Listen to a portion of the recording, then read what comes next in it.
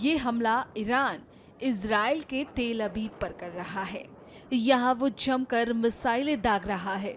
इन हालातों को देखकर समझा जा सकता है कि ईरान और इजराइल के बीच लड़ाई छिड़ने से स्थिति भयावह हो चुकी है। भारत इस स्थिति को लेकर चिंतित है। भारत ने दोनों देशों से शांति बनाए रखने की अपील की है। भारत चाहता है कि दोनों देश बातचीत और कूटनीति के माध्यम से आपसी मसलों को सुलझाएं। इसके लिए भारत हर संभव मदद देने के लिए भी तैयार है। प्रधानमंत्री नरेंद्र मोदी ने सोशल मीडिया एक्स पर लिखा कि इजराइल के पीएम बेंजामिन नेतन्याहू ने उन्हें फोन किया था। नेतन्याहू ने उन्हें हालात की जानकारी दी। पीएम मोदी ने कहा, मैंने भारत की चिंताओं को साझा किया और क्षेत्र में जल्द शांति और स्थिरता बहाल करने की आवश्यकता पर जोर दिया। अब इस युद्ध से कैसे भारत को नुकसान हो सकता है, इस बात की जानकारी विदेशी मामलों के जानकार रोबिंद्र सचदेव ने दी। सुनिए उन्होंने क्या कुछ कहा। भारत हमेशा दुनिया में मिडल पाथ, बैलेंस की बात करता है और इनकरेज करता है सारी पार्टीज को कि ये युद्ध का नहीं है, हो सके तो मामले वैसे बिना युद्ध के सुलटाओ। परंतु हाँ, देश जा रहे हैं युद्धों में। अब ये जो हो रहा है इसमें भारत के लिए कई मायनों में चिंता का विषय भी है। एक तो ऑब्वियसली है कि न्यूक्लियर इनकी फैसिलिटीज पे जो अटैक हो रहा है ईरान की, अभी कितना डैमेज हुआ कह नहीं सकते। अगर ये ज़्यादा बढ़ेगा तो फिर पूरे वेस्ट एशिया में ये कॉन्फ्लिक्ट फैल सकता है, क्योंकि ईरान भी कुछ ना कुछ तो बड़ा अटैक करेगा और उसका नुकसान एक ये भी होगा।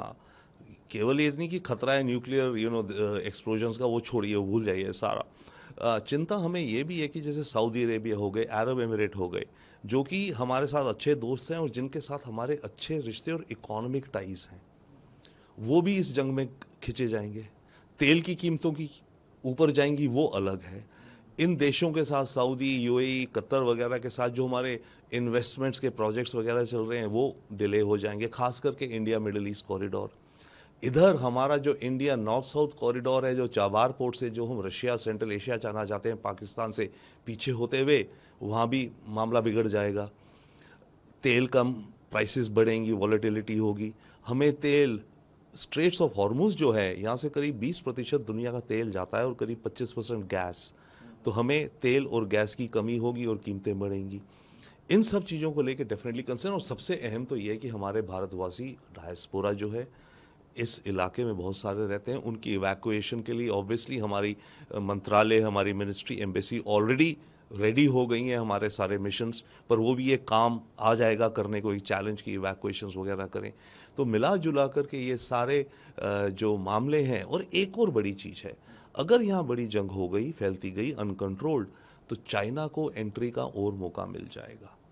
चाइना अभी तो ठीक है, इकोनॉमिक तरीक़ों से इस रीजन में अपनी बढ़त बनाने की प्रयास कर रहा है, ईरान से डील कर रहा है, सऊदी से डील कर रहा है, जिसको काउंटर करने के लिए हम इंडिया मिडिल ईस्ट कॉरिडोर बना रहे हैं यूरोप तक जाते हुए। वो डिले होगा। उसके अलावा अगर जंग छिड़ गई तो चाइना यहाँ ज़्यादा इन्वॉल्व होने के चांस है। हो सकता है वो चांस पूरे हैं कि वो ईरान को वेपन्स सप्लाई करेगा, जो उसने ऑलरेडी बेचे हुए हैं। भाई उनकी एमुनेशन तो देगा ही उसे वो। और ज़्यादा उथल पुथल हुई सऊदी में, एमिरेट्स में, बहरीन में, इन इलाकों में, तो चाइना को मौका मिल जाएगा इस अनसर्टनिटी में, इस टर्मोइल कयास में अपने कुछ खेल खेलने का। तो ये सारी चिंताएं भारत के लिए डेफिनेटली चिंताजनक हैं। करीब 20-25 हज़ार हिंदुस्तानी ईरान में हैं जो काम करते हैं, रहते हैं, उनकी चिंता सबसे पहले। उसके अलावा इसराइल में चाहे थोड़े नंबर में है पर वो भी हैं। पर उसके अलावा फिर से वही हुआ, सऊदी अरेबिया, एमिरेट्स, कतर वगैरह में जो काम करते हैं, अव्वल तो उनकी फ़िज़िकल सिक्योरिटी, दूसरा अगर ये सारे माहौल हुए तो उनकी नौकरियों पर भी खतरा आ सकता है। जॉब्स को लेकर के जब इन देशों की इकोनॉमी पर असर पड़ेगा तो नौकरियों पर भी असर पड़ेगा। सेफ्टी तो अव्वल है ही, उनको इवैक्यूएट करना। बट भारत को अच्छा खासा एक्सपीरियंस है।